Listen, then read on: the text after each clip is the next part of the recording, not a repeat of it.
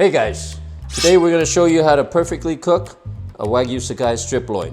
Because a lot of people get nervous about cooking these things, we're going to make it super simple, super easy.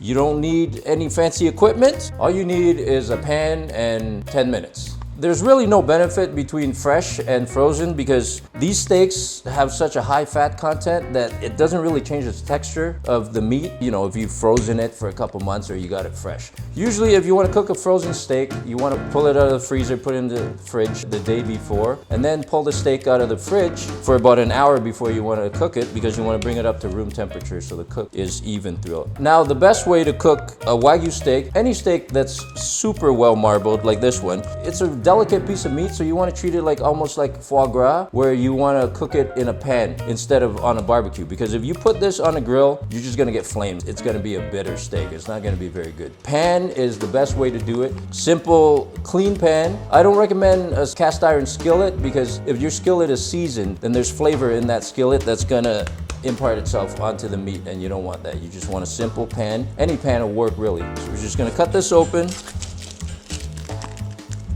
Give it a bit of a rinse, get it nice and dry.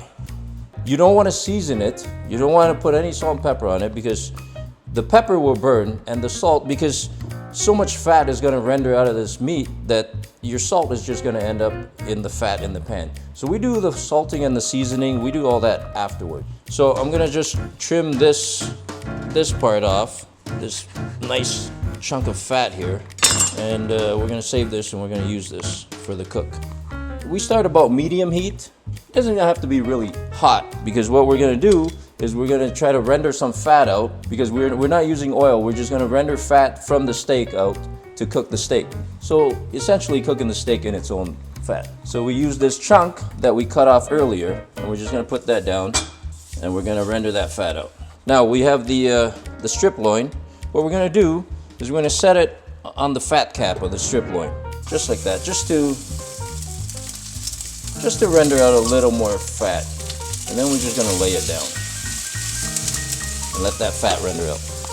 Heat is about medium, a little less than medium. You don't want much more smoke than that. Now you want to move this piece around so all that oil touches every part of that bottom of the steak. You just want to move that around. Make sure this steak is making nice contact with the pan. Okay, so it's been about a minute. We're gonna flip it. We're gonna flip this several times. So we're gonna flip it, move it around some more. You see how all that fat's rendered out? That's gonna help give us a really nice crust. You see these white areas? These are areas that haven't been touched yet by the oil. So we wanna get that, but we're gonna flip it multiple times. We're just gonna keep flipping it. That way the heat moves from the outside to the center of the steak, gives it a more even cooking. You got to flip it a lot and move it around. See that oil? You want all that oil underneath the steak. This is going to take roughly, I'd say, 7 to 8 minutes.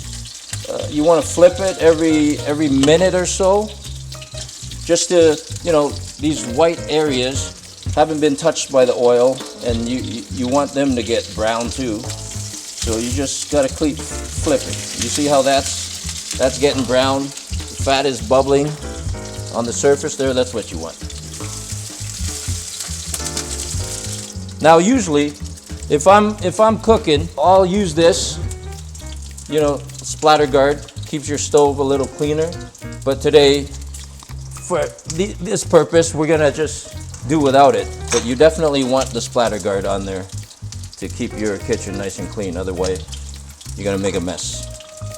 See how that fat's really rendered out, really cooled up? That's what you want. You're gonna flip it again. You're gonna keep flipping it until we get a nice crust. Now, the traditional way of testing if a steak is cooked is by poking it and feeling the resistance. You can't really use that gauge if you're used to cooking Angus.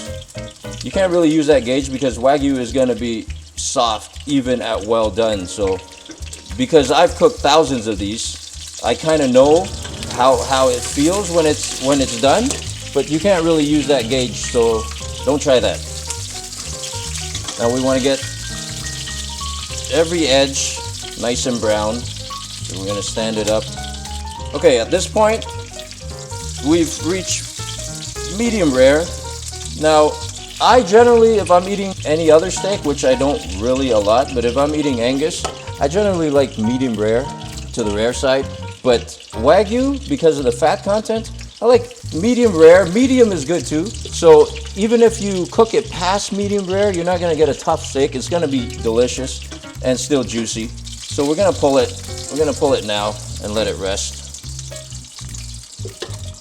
We're gonna let this rest for roughly 3 minutes. You don't need a really long rest time like traditional Angus steak. This 3 minutes, 3 to 5 minutes is perfect. You wanna save this because what we're gonna do, we're gonna rest it, and after the rest period, we're gonna refire this, get it nice and hot, throw the steak back on, 5 seconds on each side just to get the surface warm again, and we're ready to go. We have this on high, you can see the smoke coming out, so we're just gonna throw it on, reheat the surface, get it nice and crispy again. About 10 seconds per side, that's all you need. It's already been cooked, you're just reheating it after the rest. Okay, so now we're gonna season the steaks. Pretty simple. Pepper, nice amount of pepper on there. And we'll use some flake salt. Just flake that on, it's gonna melt. You don't have to do both sides. One side is plenty. We're ready to slice into it. Beautiful. Medium. Now, like I said, you want it about medium. Medium rare is a little, depending on the fat. Medium rare is a little, it's too fatty almost. So you want medium, and that's basically perfect right there.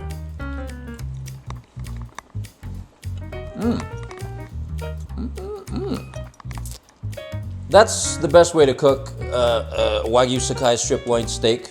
We're going to be doing a series on different cuts, how to cook different parts of the cow.